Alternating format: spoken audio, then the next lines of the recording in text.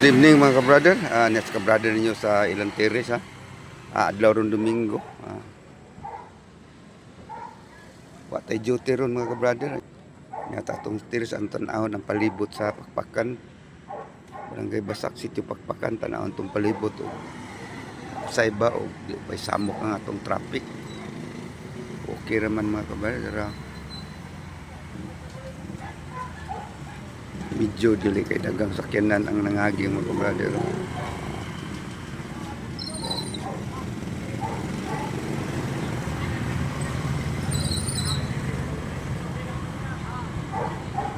Yang ato pong kalangitan ng mga ka-brother, murag walay dagom.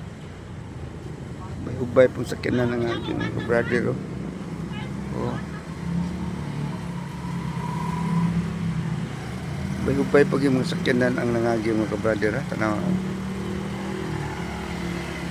Itong dalan sa Pakpakan Road. Oh.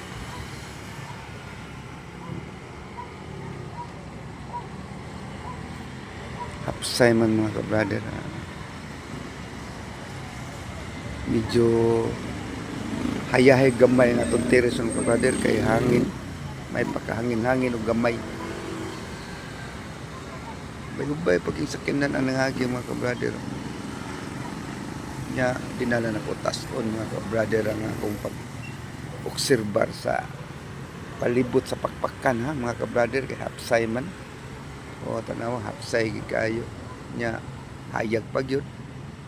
Nya, sa dili pa na ako kung ano na akong video mga ka-brother. Shout out ay kusta na nagsuportar sa akong mga vloga. Ingon man sa mga ka-brother nga kanuna yung nagsuportar. Maraming salamat kanyo mga ka-brother. Utang pa ninyo ang ako taas nga followers. Bay-ubay na yun mga ka-brother. Hapit na kita mo abot og 11,000 mga ka-brother. Ako to na dili akong video mga ka-brother. May gabi ka na itong tanan nya amping masakanon o amping mga ka-brother. Akin sa ka-brother nyo magaingon na lang God bless ka na itong tanan.